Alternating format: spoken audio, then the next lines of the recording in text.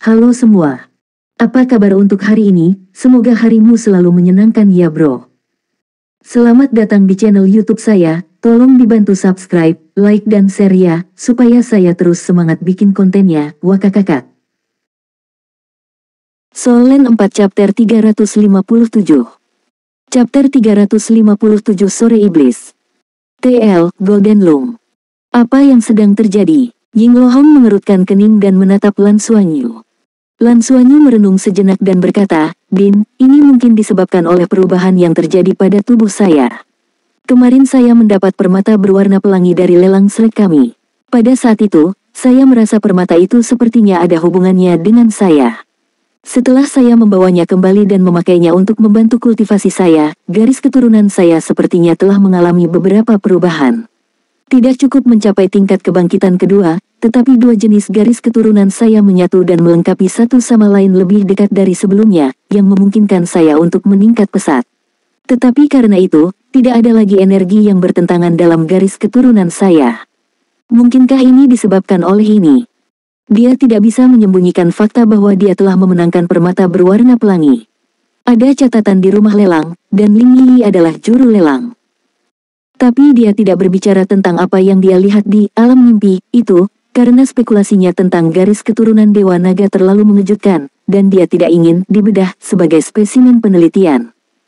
Mengenai dua garis keturunan Lan Xuanyu, Akademi telah mengambil setetes darahnya untuk mempelajarinya, tetapi mereka belum menemukan apapun. Pada saat ini, mendengar dia berbicara tentang perpaduan garis keturunannya, Zhang Chenyu tiba-tiba terlihat penasaran. Bolehkah aku mengambil lebih banyak darahmu? Zhang Chenyu tidak bisa membantu tetapi berkata. Lan Xuanyu memandang Ying Lohong, lalu pada guru di sekitarnya, mengangguk, dan berkata, oke. Ekspresi Ying Lohong dan para guru bukannya tanpa kekecewaan. Tidak ada yang mengharapkan hasil antiklimaks seperti itu. Ah, mengapa? Kenapa aku melewatkannya lagi? Qian Lei tiba-tiba berteriak, meraih leher Liu Feng di sampingnya, dan mengguncangnya dengan kuat. Liu Feng menatapnya tanpa daya. Ketika mereka mendapatkan koin Douluo di dunia Douluo, Qian Lei melewatkannya. Ketika mereka bisa membuat Martial Soul terbangun untuk kedua kalinya, Qian Lei melewatkannya lagi. Lan Xuanyu juga sangat murung. Tidak diragukan lagi, perpaduan garis darah emas dan peraknya memungkinkan dia untuk berkultivasi tanpa khawatir lagi, tetapi dia telah memutuskan jalan menuju keberuntungan. Seperti ungkapan itu, tidak ada yang gratis. Seringkali hanya ada garis tipis antara hal-hal baik dan buruk. Selanjutnya, Lan Xuanyu menghabiskan sisa pagi itu dengan melakukan berbagai tes. Tidak hanya dia, Liu Feng juga diatur untuk beberapa. Fakta membuktikan bahwa jiwa bela diri Liu Feng memang berevolusi, atau dengan kata lain, garis keturunannya telah berevolusi. Jiwa bela dirinya bukan lagi tombak naga putih sederhana, bisa dikatakan sebagai Raja Naga Putih. Perubahan dan manfaat yang dibawa oleh evolusi ini baru mulai menampakkan diri, dan akan menjadi semakin jelas seiring pertumbuhan dan kendali atas garis keturunannya. Manfaatnya tidak diragukan lagi sangat besar. Masalah terbesar dari Liu Feng's Martial Soul yang terlalu lemah diselesaikan dalam sekejap. Ada juga Xiao Qi yang sedang dalam suasana hati yang rumit. Dia mengambil Liu Feng sebagai murid karena Liu Feng, seperti dia, terlahir tanpa bakat, tetapi kemauannya teguh. Mengapa dia memiliki rekan setim seperti itu dan bukan dia? Hanya beberapa hari telah berlalu sejak mereka memasuki Shrek. Tidak berbakat, di mana itu? Setelah Martial Soul-nya bermutasi, kekurangan bakatnya benar-benar dibuat. Sekarang bahkan jika dia berkompetisi murni dalam hal Martial Soul di seluruh kelasnya, dia tidak lebih lemah dari siapapun. Garis keturunannya yang berevolusi tidak diragukan lagi akan meningkatkan kecepatan kultivasinya. Sekarang dia benar-benar tidak punya masalah lagi. Ini membuat Xiao Qi tidak bisa menahan nafas, surga benar-benar tidak adil. Selain itu, kemampuan Lan Xuanyu untuk mengubah orang telah lenyap, dan dia tidak dapat menyalinnya. Setelah disiksa sepanjang pagi, bahkan dengan fisik Lan Xuanyu, ketika dia kembali ke asramanya pada siang hari, dia kelelahan. Qian Lei sangat sedih sehingga dia bahkan tidak makan siang. Sekarang dia hanya bisa berharap bahwa kera kecil itu akan menjadi sangat kuat setelah dia bangun dan mengenali tuannya. Satu-satunya orang yang sedang dalam suasana hati yang baik adalah Liu Feng. Dia telah disiksa sepanjang pagi, tetapi dia masih penuh energi. Segera setelah dia kembali pada siang hari, dia mengurung diri di ruang meditasi untuk berkultivasi. Lan Xuanyu tidur sebentar, membiarkan jiwanya pulih. Sore ini adalah kelas Tang Zhenhua, dan dia harus belajar bagaimana menjadi pilot plane tempur luar angkasa. Ketika dia tiba di Interstellar Center yang kosong, Lan Xuanyu melihat Tang Zhenhua berdiri di depan meja di aula, melihatnya dengan punggung menghadap ke arahnya. Guru, Lan Xuanyu datang ke punggung Tang Zhenhua dan memberi hormat dengan hormat. Tang Zhenhua tidak berbalik, tetapi suaranya tenang dan jujur. Tahukah Anda bahwa apa yang terjadi hari ini sebenarnya adalah hal yang baik untuk Anda? Lan Xuanyu tercengang sejenak. Tang Zhenhua berbalik dan berkata, sebenarnya, aku berkeringat untukmu hari ini. Kamu sudah lama tidak bersekolah, tetapi kamu telah menunjukkan banyak kemampuan, dan masing-masing memiliki pengaruh yang besar pada orang lain. Bakat seseorang terlalu bagus, dalam banyak kasus bukanlah hal yang baik. Jika kemampuan Anda untuk membantu orang terbangun untuk kedua kalinya berhasil hari ini, maka Anda akan segera dikirim ke pengadilan dalam untuk perlindungan dan pelatihan khusus. Namun, menurut saya, ini bukan hal yang baik untuk Anda. Perlu waktu bagi seseorang untuk tumbuh dewasa. Butuh waktu untuk menjalani seluruh proses pertumbuhan. Setelah memasuki pengadilan dalam, Anda lebih cenderung menjadi objek penelitian. Dan perlindungan yang berlebihan akan membuat Anda tidak dapat berintegrasi ke dalam masyarakat ini lagi dan Anda akan ditakdirkan untuk selalu tinggal di Akademi Shrek. Ini tidak akan menjadi permintaan Akademi tetapi seluruh federasi. Oleh karena itu, hari ini kehilangan kemampuan untuk memprovokasi kebangkitan kedua sebenarnya setara dengan Anda melindungi diri sendiri, setidaknya Anda belum kehilangan kebebasan. Lan Xuanyu terkejut, guru, apakah ini sangat serius? Tang Zhenhua tertawa dan berkata, ini sangat serius. Pikirkan tentang itu, jika Anda dapat membangkitkan jiwa bela diri seseorang dan mengembangkan garis keturunannya, apa artinya itu? Ini berarti bahwa Anda dapat mengubah master jiwa biasa menjadi master jiwa yang jenius, yang kuat, dan bahkan secara artifisial membuat sekelompok yang kuat. Jika kemampuan ini tidak dikendalikan oleh federasi, setelah digunakan oleh organisasi kriminal, kemungkinan besar akan menjadi faktor ketidakstabilan yang dapat menyebabkan krisis di federasi. Bagaimanapun, ini bukan seolah-olah tidak ada kekuatan oposisi. Masih ada guru dan organisasi jiwa yang rusak.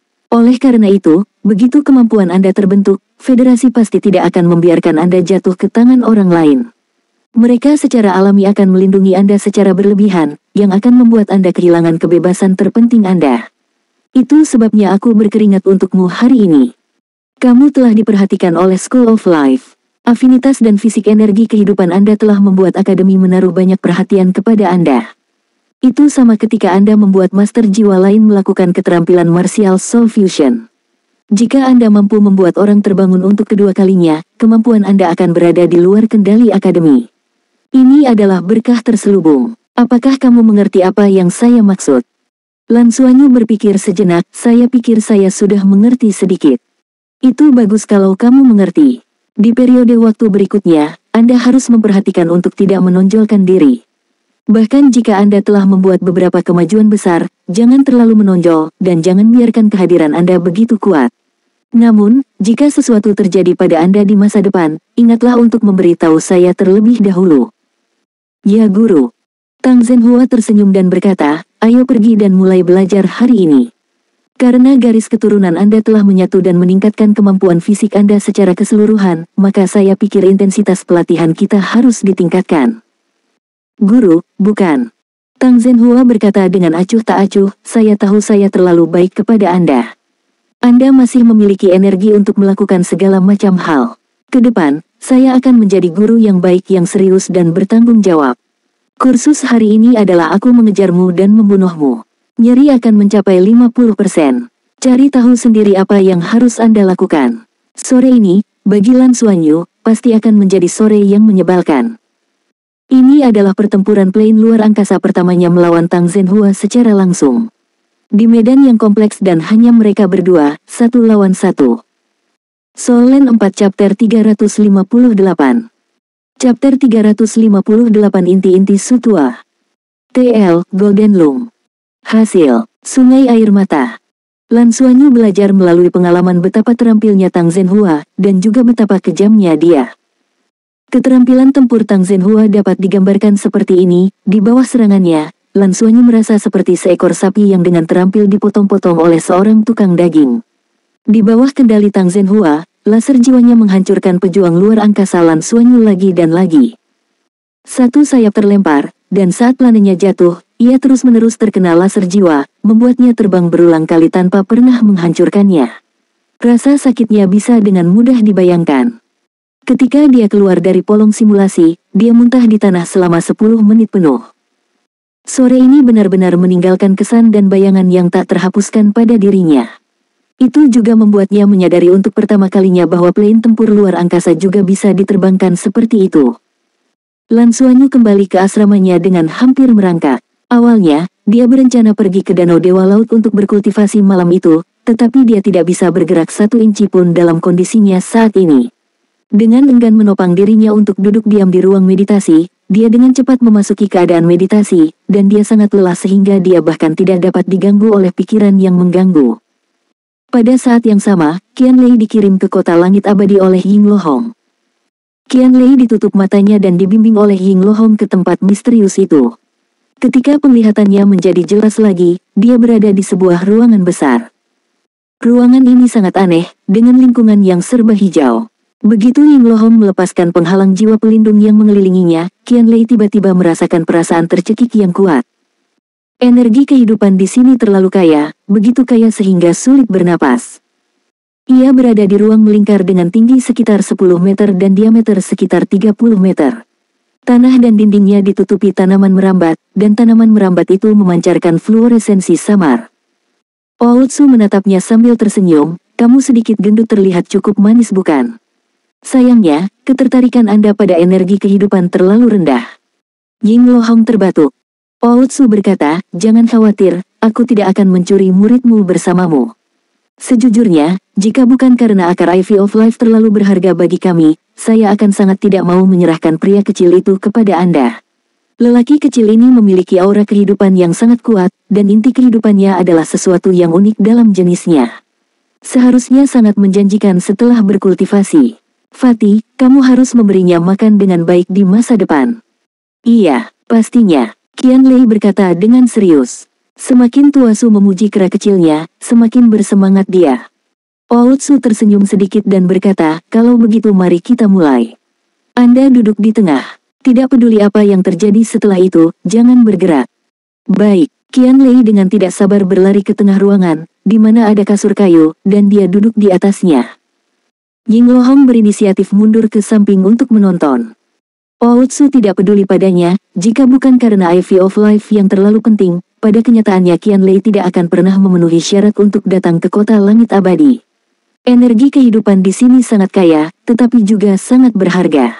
Hanya anggota inti sebenarnya dari Akademi Shrek yang bisa datang ke sini. Bahkan murid di pengadilan dalam tidak bisa berkultivasi di sini seperti yang mereka inginkan. Itu juga perlu ditukar dengan emblem. Oleh karena itu, sebagian besar murid pengadilan dalam melakukan tugas di dunia luar dengan imbalan waktu untuk berkultivasi di kota langit abadi. Inilah mengapa Qianlei harus ditutup matanya sebelum dia datang ke sini. Ootsu menjentikkan pergelangan tangannya, dan seberkas cahaya giok hijau tiba-tiba muncul dari telapak tangannya. Itu adalah tas Ivy of Life yang dia peroleh dari koin penyimpanan. Anehnya, tas ini sepertinya benar-benar berbeda di tangan Ootsu. Pola tenun tanaman anggur giok hijau asli menjadi semakin jernih, dan seluruh tas tampak transparan. Ootsu menyentuhnya seolah enggan berpisah dengannya, dan lingkaran hijau muncul di tubuhnya. Tiba-tiba, tanaman merambat giok hijau di sekitarnya menyebar ke arah Ootsu. Dia membuka tas, mengungkapkan kera kecil yang sedang tidur di dalamnya. Tanaman merambat itu kemudian segera menjeratnya. Anggota badan dan tubuhnya semuanya terjerat oleh tanaman merambat, membuatnya menggantung di udara.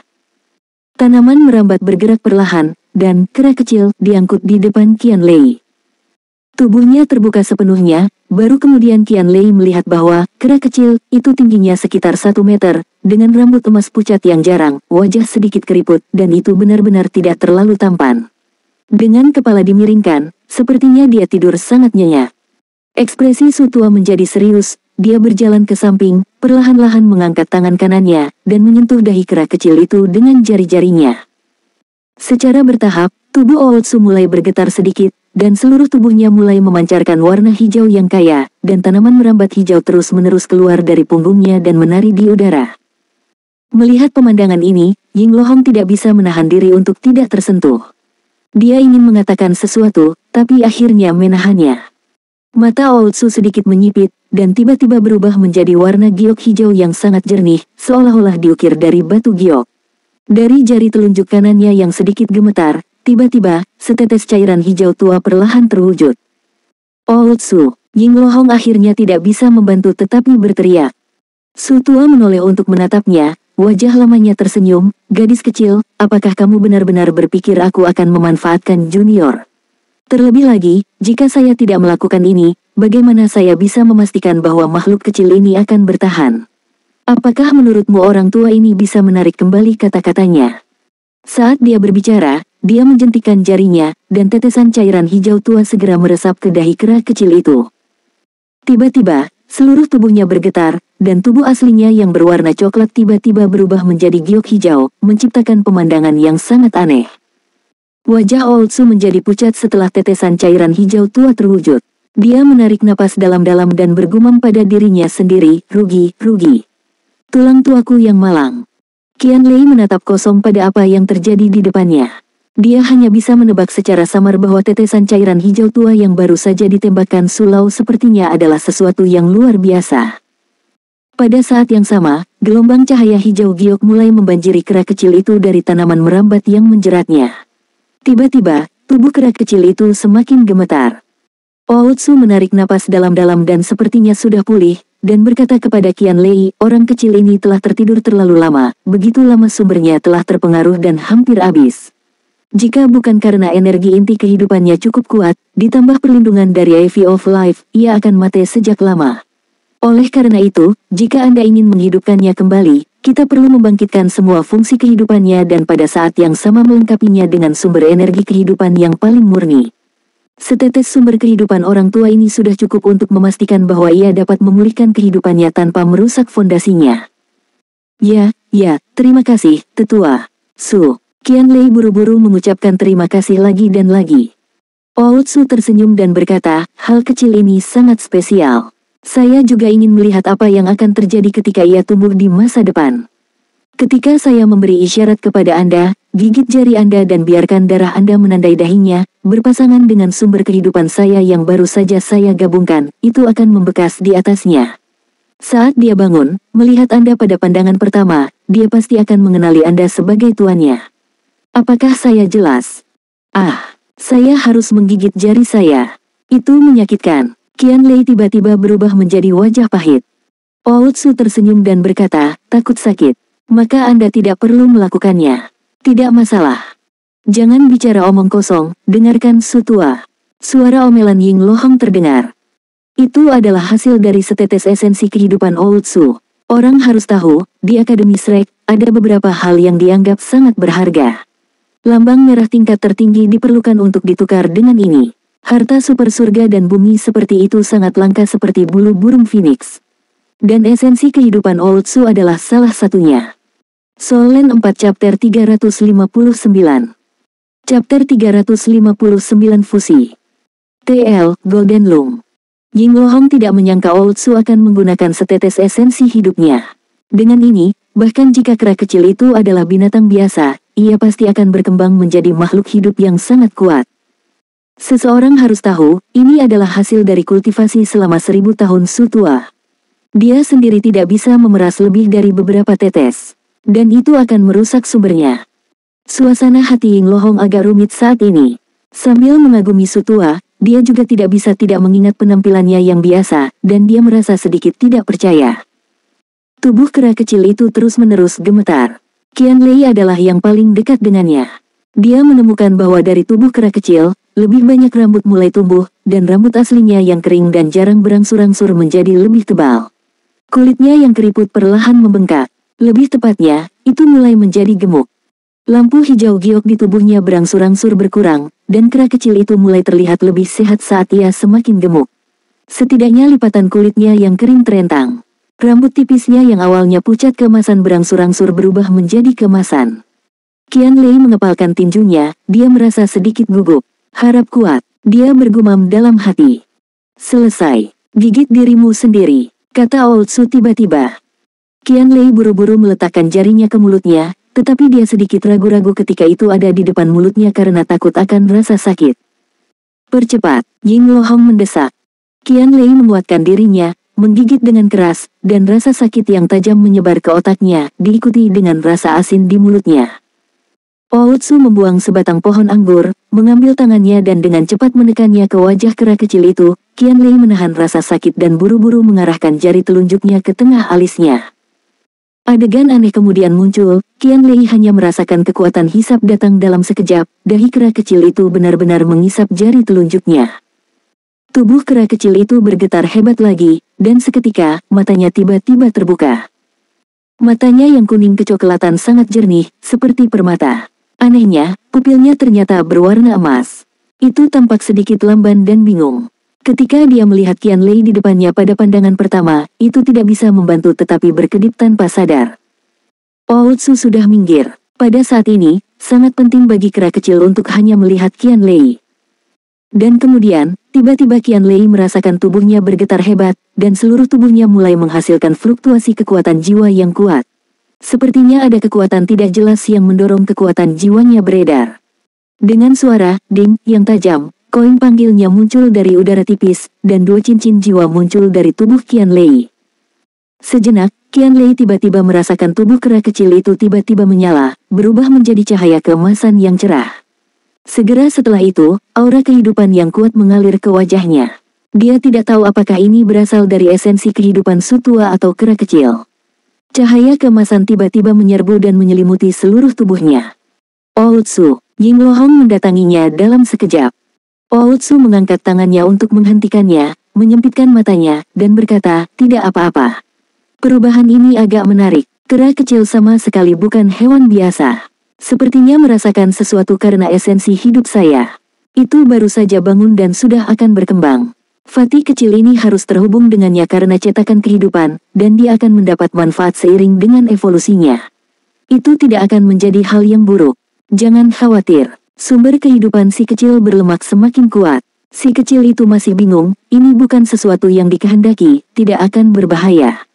Terlebih lagi, jejak kehidupan mereka terhubung. Jika itu menyakiti sedikit lemak, itu juga akan melukai dirinya sendiri." Ying Lohong mengangguk. Meskipun dia tidak pernah memiliki kesan yang baik tentang Sutua di masa lalu, dia masih bertanggung jawab atas sekolah kehidupan. Tak seorang pun di seluruh federasi bisa menyamai persepsinya tentang kehidupan. Jika dia mengatakan tidak apa-apa, maka tidak ada hal buruk yang terjadi. Cahaya keemasan menyatu dengan tubuh Qian Lei, dan kera kecil tidak bisa lagi dilihat, tetapi energi kehidupan dari sekitarnya berkerumun di bawah daya tarik cahaya keemasan, terus-menerus mengalir ke tubuh Qian Lei. Ying Lohong juga secara bertahap merasakan bahwa kekuatan jiwa Qian Lei tampaknya perlahan meningkat di bawah nutrisi energi kehidupan ini. Tubuh kera kecil itu benar-benar lenyap, hanya menyisakan cahaya keemasan yang menembus tubuh Qian Lei.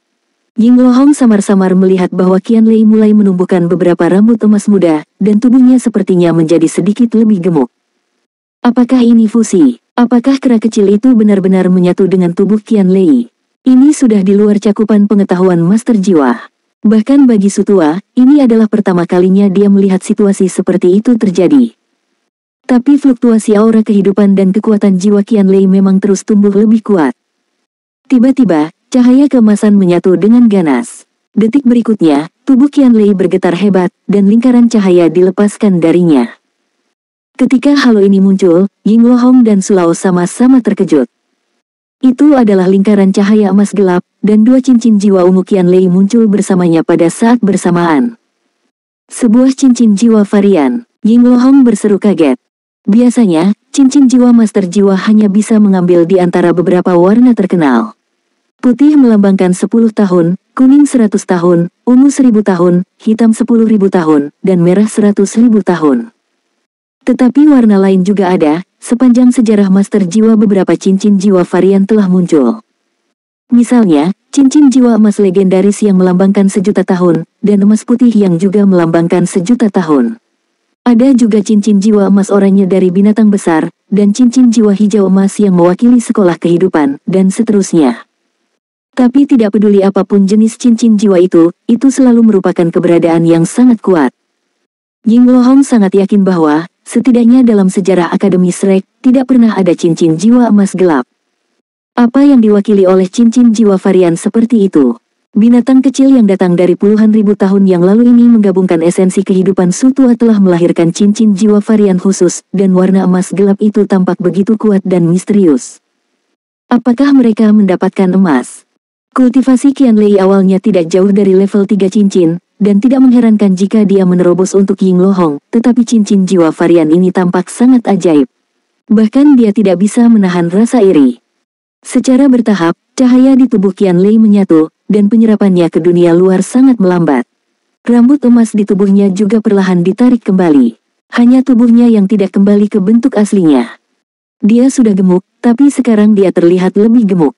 Dan dia tampaknya telah tumbuh lebih tinggi dan lebih besar. Ootsu dan Yinglohong saling memandang. Mereka tidak tahu bagaimana Qianlei berubah. Pada saat ini, Qianlei perlahan membuka matanya, terlihat sedikit bingung. Dia menatap tangannya, dia sepertinya tidak merasakan perubahan apapun. Di mana kera kecil itu? Dia bertanya tanpa sadar. Ootsu menunjuk ke arahnya, sepertinya sudah menyatu denganmu. Tidak bisakah kamu merasakannya? Qianlei tertegun, tanpa sadar memiringkan kepalanya dan berpikir, lalu tiba-tiba melompat, sepertinya aku memiliki 3 cincin. Apakah itu memberi saya 1?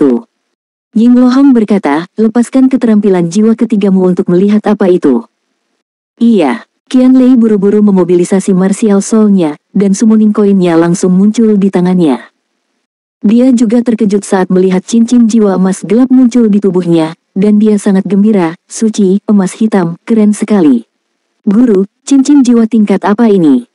Yinglohong ingin menjawab, bagaimana saya bisa tahu? Tapi demi wajahnya, dia hanya berkata, lepaskan skill jiwamu dan lihatlah. Baik, Qianlei dengan bersemangat mengaktifkan keterampilan jiwa ketiganya. Dalam sekejap, summoning coin di tangannya tiba-tiba berubah menjadi emas gelap, cahaya menyala, dan sesosok tubuh muncul di hadapannya. Soul Land 4 Chapter 360. Chapter 360 Keterampilan jiwa ketiga Qianlei. Seluruh tubuhnya ditutupi dengan rambut emas tebal, dan beberapa rambut di akarnya memiliki warna emas gelap. Tingginya sekitar 1 meter, pendek dan gemuk, berjongkok di sana, menatap Qianlei dengan bingung. Ini.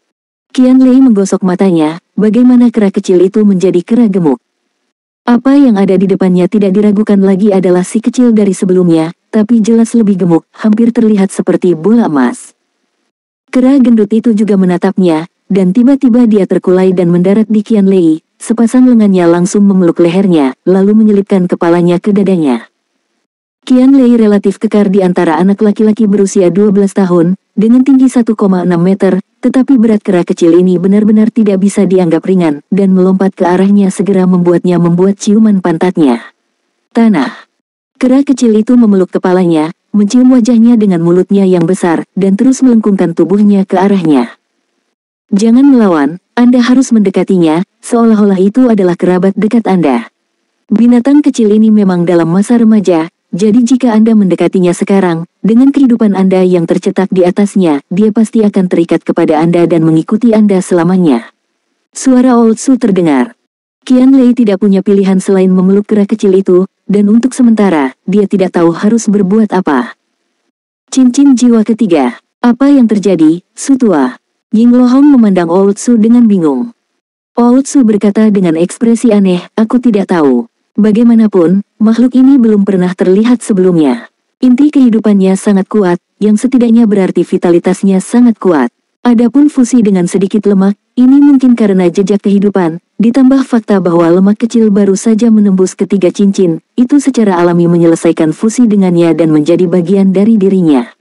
Ini agak mirip dengan menyerap jiwa roh, tetapi umumnya binatang jiwa akan meninggalkan tubuh fisiknya. Entah kenapa benda kecil ini menyatu dengan sedikit lemak. Benar-benar aneh dan pantas dipelajari. Saat Qianlei mendengarkan, dia merasa ada yang tidak beres, dan Yinglohong mengerutkan kening. Sulit untuk mengatakan apakah itu baik atau buruk. Untuk seorang master jiwa, keterampilan jiwa ketiga sangat penting. Itu seringkali menjadi yang paling penting dalam gudang senjata master jiwa pada tahap awal. Kekuatan keterampilan jiwa pasti akan mempengaruhi kekuatan keseluruhan master jiwa, dan bahkan potensi masa depannya. Ini seharusnya bukan hal yang buruk. Meskipun saya tidak tahu apa artinya cincin jiwa emas gelap ini, masih terlihat cukup canggih. Ootsu berkata dengan serius. Baiklah, aku pergi dulu. Setelah menghabiskan inti hidupku, lelaki tua ini harus kembali dan beristirahat. Kamu bisa membawanya pergi setelah beberapa saat. Setelah mengatakan ini, Su tua tidak memberi Ying Lohong kesempatan untuk berbicara dan menghilang ke dalam lampu hijau sambil berkata, "Sweh." Ying Lohong melihat ke tempat di mana Su tua menghilang, dan tidak bisa berkata-kata untuk beberapa saat. Qian Lei saat ini sedang memegang kera kecil itu, bukan, kera gemuk itu dan membuatnya duduk. Dia tampak agak bingung, dengan air liur kera gemuk di seluruh wajahnya. Guru, dia memandang Ying Lohong seolah meminta bantuan. Ying Lohong bertanya, apakah ada perubahan pada tubuh Anda saat Anda melepaskannya? Qian Lei, tercengang, berkata, sepertinya tidak ada yang berubah. Ya, setidaknya dia sendiri tidak merasakan perubahan apapun di dalam dirinya, dan tidak ada kemampuan jiwa yang mengikutinya, dan bahkan koin panggilnya pun tidak bereaksi, seolah-olah itu tidak ada hubungannya dengan gorila gemuk yang merupakan jiwa ketiganya ini. Keterampilan. Singkirkan dulu, dan kita akan bicara setelah kembali. Ying Lohong berkata dengan suara marah. Mendorong kekuatan spiritualnya, Qian Lei mencoba mengambil kembali kera gemuk itu. Kera gemuk itu dengan enggan menjilatinya, lalu berubah menjadi cahaya keemasan, yang kemudian menghilang langsung ke tengah alisnya. Pada saat ini, Qian Lei benar-benar merasakan perubahan, dia langsung memucat, dan dia berteriak, Guru, tampaknya menyerap vitalitas saya. Hah. Ying Lohong berjalan ke sisi Qian Lei dan meraih pergelangan tangannya. Benar saja, dia segera merasakan vitalitas Qian Lei berfluktuasi dengan sangat mantap, dan itu benar-benar menunjukkan tanda-tanda sedang dikonsumsi. Harus diketahui, mereka berada di kota langit abadi, di mana energi kehidupan sangat kaya, dan bahkan dalam situasi ini, kera gemuk masih mengonsumsi vitalitasnya, yang menunjukkan betapa rakusnya melahap energi kehidupan. Inti kehidupannya sangat kuat, dan membutuhkan banyak energi kehidupan saat baru bangun, sama untuk pertumbuhannya di masa depan. Itu harus menyerap energi kehidupan, dan ini juga dapat ditambahkan melalui makan. Makan biasa akan membuat proses ini sangat lambat, paling baik jika Anda makan harta surga dan bumi. Cara terbaik adalah mencoba memberinya makan dengan air danau dewa laut. Jika tidak, itu hanya dapat menyerap vitalitas Anda. Itu mungkin menyedotmu sampai kering, siapa tahu. Suara Su tua datang perlahan, jika bukan karena dia menyerap inti kehidupan lelaki tua ini barusan, menurut kekuatan inti kehidupannya, dan itu menyerap begitu banyak energi kehidupan setelah terbangun, mustahil baginya untuk bertahan, karena sangat sedikit benda yang mengandung cukup energi kehidupan untuk memenuhi kebutuhannya dalam jangka waktu yang singkat ini.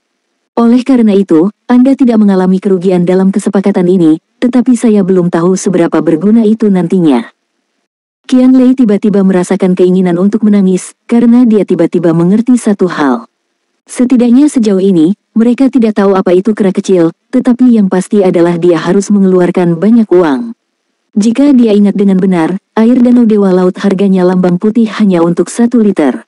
Dengan menggunakan ini untuk memberi makan kera gemuk ini, berapa lama tabungannya bisa bertahan? Cahaya keemasan gelap menyala, dan Qian Lei buru-buru memanggil kera gemuk itu lagi. Satu-satunya hal yang membuatnya merasa bersyukur adalah bahwa pria ini sepertinya tidak menghabiskan kekuatan jiwanya ketika dia dipanggil. Hanya pikiran yang cukup untuk membuatnya muncul di hadapannya. Kera gemuk yang ditutupi rambut halus keemasan memandang Qian Lei dengan bingung.